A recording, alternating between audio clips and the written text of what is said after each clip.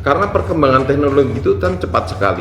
Sering terjadi perselisihan antara beberapa bidang tadi. Semakin senior konsultan itu, hasilnya biasanya akan jauh lebih baik daripada di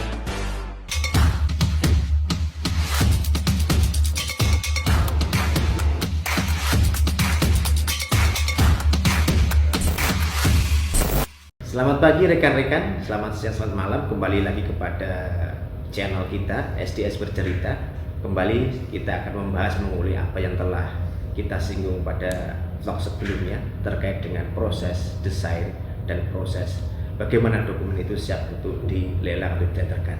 Nah, terakhir kita membahas tentang integrasi beberapa konsultan, tapi waktu terbatas maka kita akan perdalam pada kesempatan kali ini. Kembali Pak SDS. Ya, terima kasih. Selamat pagi Pak Arif. Selamat pagi rekan-rekan properti. Selamat pagi. Ya. Selalu dengan salam semangat. Semangat. Ya, jadi kami lanjutkan mengenai proses dinamika ketika merencanakan suatu bangunan seperti yang sesi sebelumnya. Ini lanjutan sesi sebelumnya.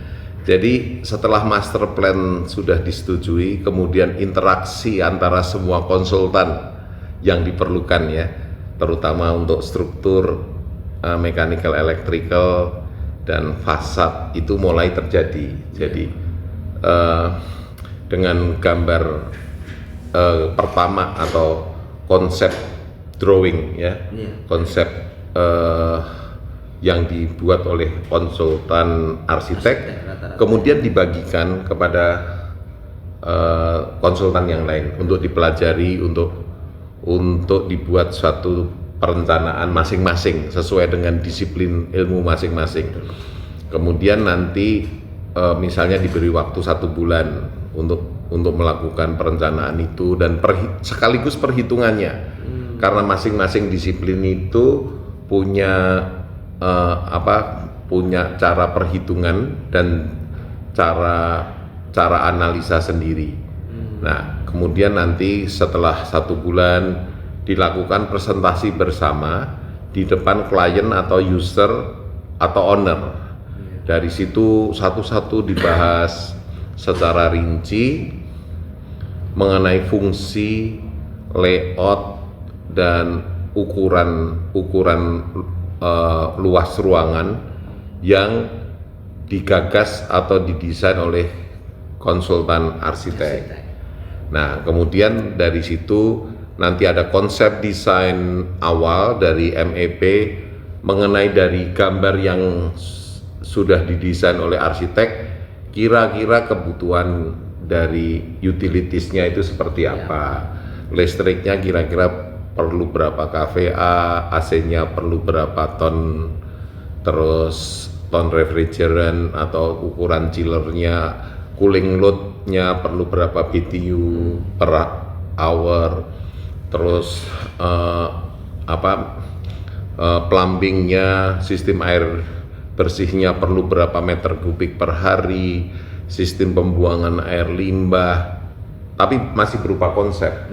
Belum secara detail. Perhitungannya juga masih didasarkan data-data secara garis besar, misalnya ya berdasarkan meter persegi gitu.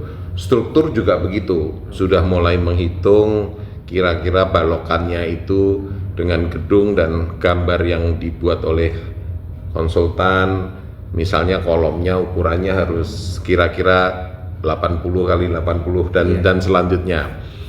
Terus juga menghitung pondasi. Ya, itu yang paling penting karena itu adalah merupakan pekerjaan awal. Nah, pondasi itu dihitung juga selain dari gambarnya konsultan arsitek, itu juga berdasarkan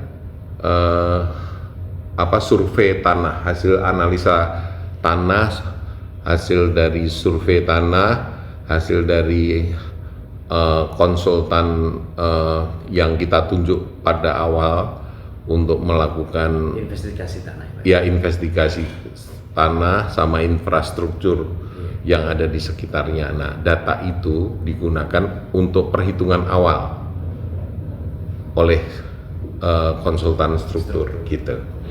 Nah, kalau itu sudah selesai dikomunikasikan dan dipresentasikan, kemudian dari semua konsultan yang terlibat itu akan ada diskusi,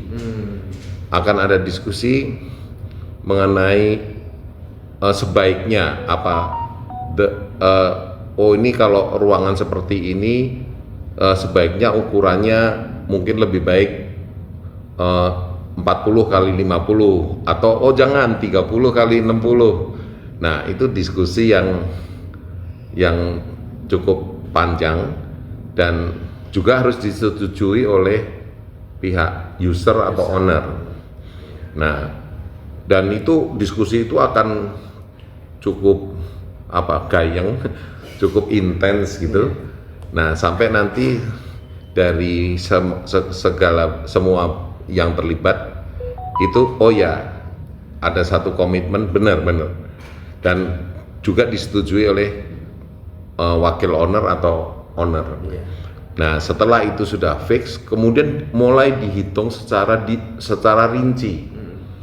Jadi konsultan arsitek juga mulai memperbaiki gambarnya secara detail, juga mungkin termasuk finishingnya, termasuk bentuk fasadnya, termasuk lobbynya, kanopi lobbynya, dan udah mulai mengarah ke detail design.